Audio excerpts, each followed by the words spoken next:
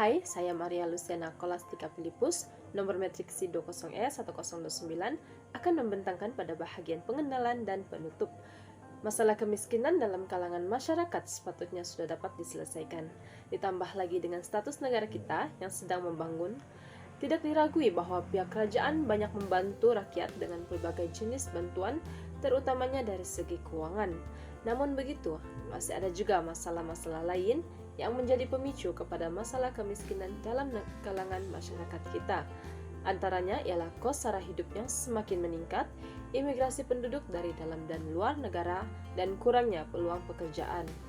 Walaupun kita tidak menafikan bantuan yang sudah diterima, namun kita masih lagi ingin melihat apakah inisiatif lain yang pihak kerajaan dan juga NGO dapat lakukan dalam membantu mengurangkan masalah kemiskinan dalam masyarakat kita. Okey, saya akan menerangkan tentang objektif kajian. Yang pertama, melalui kajian ini, kami dapat mengenal pasti punca-punca sebenar yang menyebabkan kemiskinan tegar dalam masyarakat di Malaysia. Okey, hal ini dapat membantu pihak-pihak yang bertanggungjawab seperti badan-badan kerajaan dan NGO iaitu JPK, SPPA dan lain-lain untuk membasmi serta memberikan sinar baharu kepada masyarakat di negara ini. Okey, seterusnya yang kedua ialah melalui kajian ini kami dapat menambah pengetahuan tentang peratusan kemiskinan tegar masyarakat di Malaysia adalah sangat tinggi. Hal ini telah memberi kesedaran yang menyeluruh kepada kami untuk bersyukur dengan kehidupan kami yang telah sedia ada pada hari ini. Okey.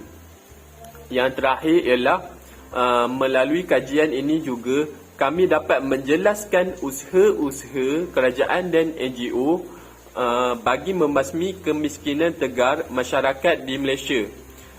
Hal ini seterusnya akan memberi kesedaran kepada pihak berwajib untuk lebih menitikkan perkara ini ke hadapan. Berkenaan dengan permasalahan kajian, meskipun dapat kita lihat pelbagai usaha kerajaan telah pun dibuat bagi membasmi masalah kemiskinan tegar dalam masyarakat hari ini, namun ianya tidak akan dapat diatasi sekiranya masyarakat kita sendiri tidak ingin keluar dari kelompok kemiskinan. Terlalu memilih pekerjaan antara faktor-faktor yang menjadi kemiskinan tegar ini tidak dapat diatasi. Mereka yang tidak tahan akan tekanan kerja yang tinggi lebih memilih untuk menjadi penganggur. Selain itu, kos sara hidup yang begitu tinggi pada hari ini juga menjadi penyumbang terbesar kemiskinan tegar ini. Mereka tidak mampu untuk membayar komitmen hidup dengan gaji yang rendah juga dibelenggu dengan hutang-hutang. Di samping itu, kategori miskin tegar dalam kalangan masyarakat kita tidak dapat peluang pendidikan yang sempurna.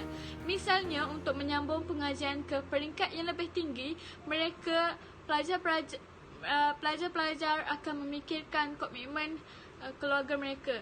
Ada juga anak-anak yang masih memerlukan pelajaran di peringkat rendah ataupun menengah tercicir pelajaran kerana ibu bapa mereka tidak mampu untuk menyara mereka.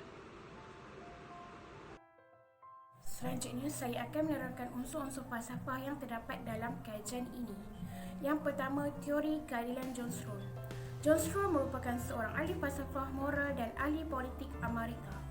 Melalui bukunya A Theory of Justice, beliau memberikan perhatian terhadap keadilan sebagai bentuk kejujuran yang bersumber dari prinsip kebebasan, kesetaraan dan kesempatan yang sama serta prinsip perbezaan. Beliau mempunyai nilai pemikiran bahawa para pihak di dalam setiap kedudukan asal akan menerima pakai dua prinsip utama keadilan. Yang pertama, setiap orang memiliki hak yang sama atas kebebasan dasar yang paling luas dan serasi dengan kebebasan sejenis bagi orang lain. Manakala yang kedua, ketidaksamaan sosial dan ekonomi. Prinsip yang dikemukakan oleh John Rawls ini perlu diambil perhatian kerana apabila berlakunya ketidaksamaan sosial dan ekonomi dalam masyarakat, sudah pasti negara akan mengalami pelbagai masalah seperti pergaduhan yang mana akan memberikan kesan yang buruk kepada ekonomi negara terutama. Unsur falsafah kedua yang terdapat dalam kajian ini ialah pembangunan sebagai kebebasan. Diperkenalkan oleh Amartya Kumar Sen yang merupakan seorang ahli falsafah dan ekonomi India.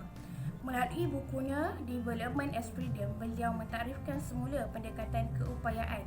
Sen memberikan pendapat bahawa keadilan perlu diagihkan bersesuaian dengan keperluan. Sen juga memberi hujah bahawa pembangunan harus dilihat sebagai usaha untuk memajukan kebebasan sebenar yang dinikmati individu, bukannya hanya menumpukan pada metrik seperti KDNKK atau pendapatan per kapita. Hujah yang dikemukakan oleh Amaria Kumasan ini bersesuaian dengan apa yang dilakukan oleh pemerintah negara Malaysia di mana memberikan bantuan kepada rakyatnya melihat kepada ukuran pendapatan isi rumah supaya keadilan sentiasa berlaku di kalangan rakyatnya. Seterusnya adalah kaedah kajian. Kami telah menggunakan beberapa kaedah untuk mendapatkan idea bagi tajuk kami, iaitu pembasmian kemiskinan tegar dalam masyarakat Malaysia. Antaranya ialah kaedah internet. Kami mengakses internet seperti Google dan YouTube untuk merujuk idea yang relevan berkaitan dengan tajuk kajian yang dipilih. Seterusnya, perbincangan dalam kumpulan. Kami telah berbincang dalam grup WhatsApp dan Google Meet untuk membincangkan idea kajian yang dipilih. Kaedah yang terakhir adalah buku. Kami menggunakan buku wacana, isu-isu kontemporari falsafah dan peradaban yang ditulis oleh Dr. Nawi alias Muhammad Nawi bin Ismail dan Dr. Aziza binti Hussein. Bahagian seterusnya adalah dapatan kajian. Dapatan kajian ini terdiri daripada beberapa bahagian. Yang pertama, kaedah memperoleh data, kaedah analisis data dan juga kaedah mempersembahkan data. Untuk kaedah pertama iaitu kaedah memperoleh data, kami telah menggunakan dua kaedah iaitu kaedah soal sidik dan juga kaedah internet. Kaedah soal sidik ini kami telah menagihkan orang tersebut kepada 10 orang responden. Untuk kaedah internet pula, pengkaji telah melayari beberapa laman web untuk mendapatkan data-data tambahan berkaitan dengan tajuk iaitu pembasmian kemiskinan tegar dalam kalangan masyarakat di Malaysia. Kaedah analisis data. Dalam kaedah ini kami telah menganalisis data-data responden dan juga data yang diperoleh daripada internet, yang mana dengan data tersebut kami akan menanalisisnya ke dalam bentuk grafik seperti graf, carta dan juga jadual. Untuk kaedah yang terakhir, kaedah mempersembahkan data. Jadi untuk data yang pertama, latar belakang responden iaitu jantina. Jadi untuk jantina, responden terdiri daripada 6 orang perempuan dan juga 4 orang lelaki. Bagi umur pula, majoriti umur responden terdiri daripada 19 hingga 21 tahun. Okay, data seterusnya adalah berkaitan dengan punca-punca berlakunya kemiskinan tegar dalam kalangan masyarakat di Malaysia. Jadi kita dapat lihat graf tersebut yang mana responden telah bersetuju 100% antara punca utama yang berlakunya kemiskinan tegar adalah yang pertama, kurangnya pengalaman serta kemahiran. Yang kedua, kos sara hidup yang terlalu tinggi. Yang ketiga, kurangnya peluang pekerjaan di Malaysia.